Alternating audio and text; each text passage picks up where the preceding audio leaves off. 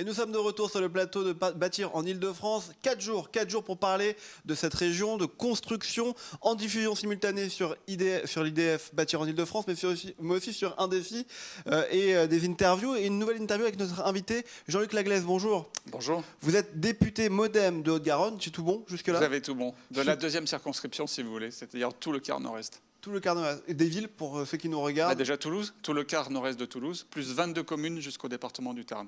Une circonscription particulièrement étendue. Vous êtes député depuis 2017? Tout à fait. Et c'est facile le métier de député? Vous aimez, vous appréciez ce métier? Alors facile, aucun métier n'est facile de par le monde, donc c'est une question à laquelle il est difficile de répondre. Mais est-ce que ça me plaît? Oui. On sent effectivement qu'on a la possibilité de changer les choses, en tout cas de mettre en relief un certain nombre d'éléments et de convaincre des ministres qu'il faut mettre la pédale forte sur un certain nombre de sujets. Vous me disiez hors antenne que vous aviez 2 agendas à gérer. Quand on est homme politique, c'est souvent ça. Il faut être en circonscription et à Paris au Parlement pour voter, imaginer, essayer d'appréhender la vie quotidienne.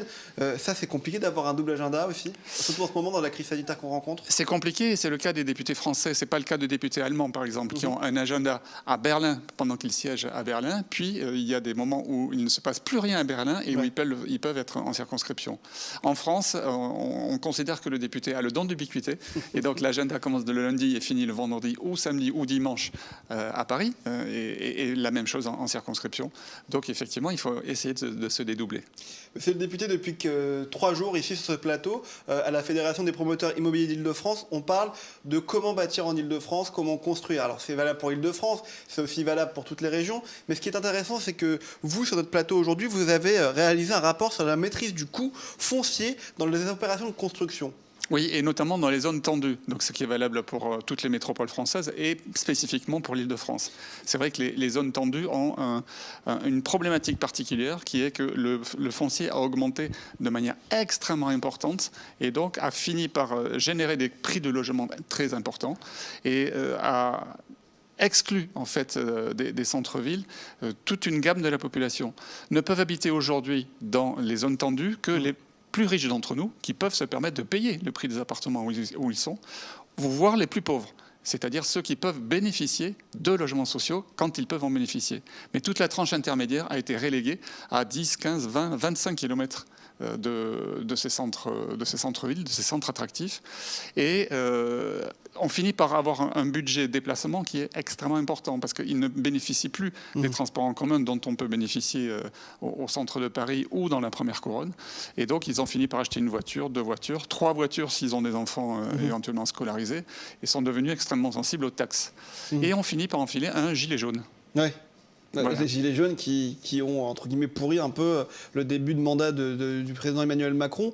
Vous dites on finit par enfiler un gilet jaune, mais comment expliquer aussi que ça soit aussi cher aujourd'hui, le coût du foncier, les bâtiments en eux-mêmes, et après les prix de vente aux particuliers, parce que c'est un cercle vertueux. Comment expliquer que le coût du foncier augmente autant? Il n'y a plus de place? Si, il y a énormément de place, sauf qu'elle n'est pas utilisée. D'accord. En fait, on a l'habitude, et les promoteurs ont aussi l'habitude de construire sur du terrain nu, parce que c'est beaucoup plus facile, c'est plus agréable, et voilà.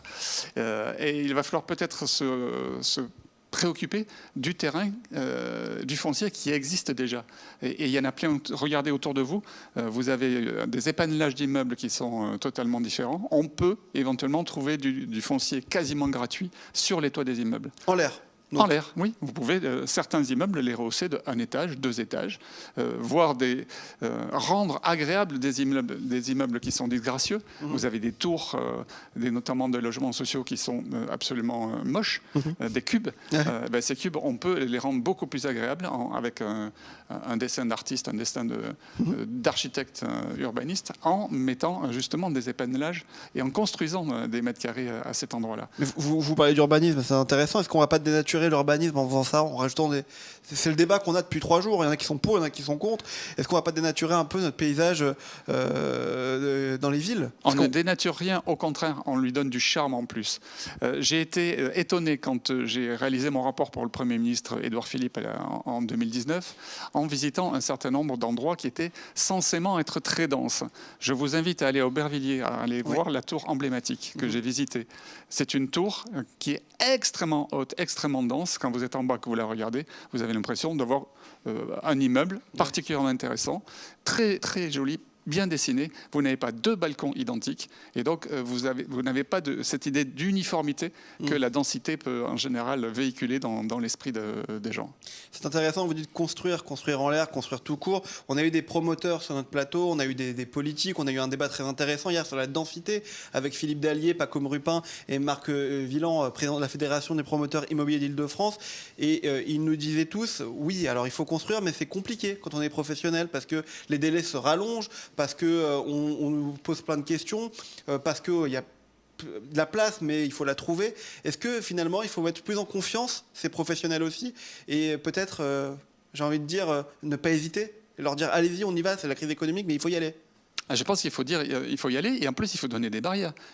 Quand le président de la République dit il faut tendre vers le zéro artificialisation nette, je pense qu'il faut aller plus fort. Il faut dire à partir de dorénavant, on ne construit plus sur du terrain nu.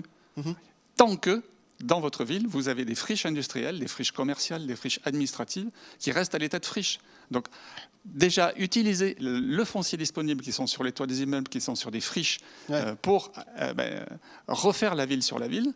Prenez des architectes qui vont prendre un certain nombre de contraintes et ils savent le faire. Ils savent, à partir d'un lieu déjà utilisé, le remettre au goût du jour et remettre du logement, remettre de la mixité d'usage.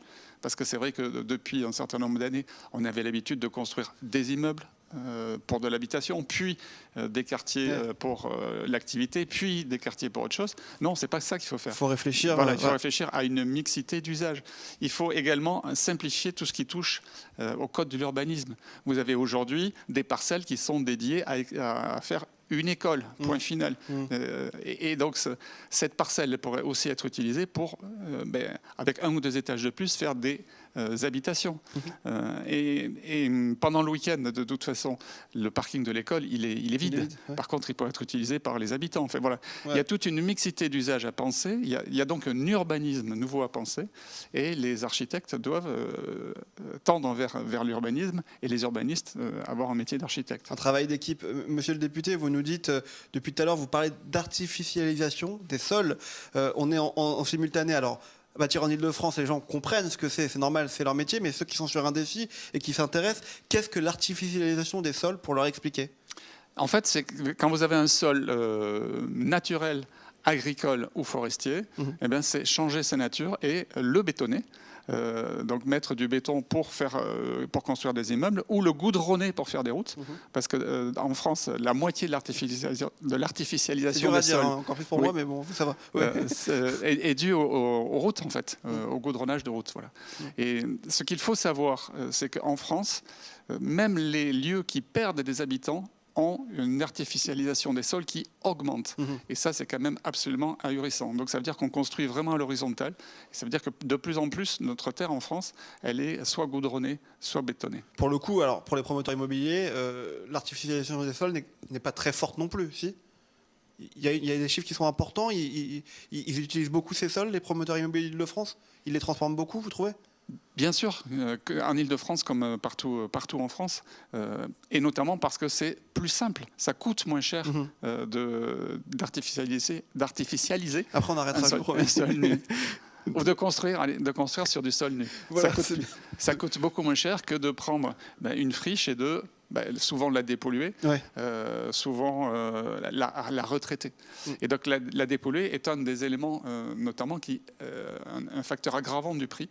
Et donc j'avais proposé dans mon rapport de créer un fonds spécial pour aider les promoteurs à s'y retrouver, en tout cas à faire en sorte que des opérations deviennent rentables alors qu'elles ne l'étaient absolument pas. Elles étaient donc impossibles à faire financièrement.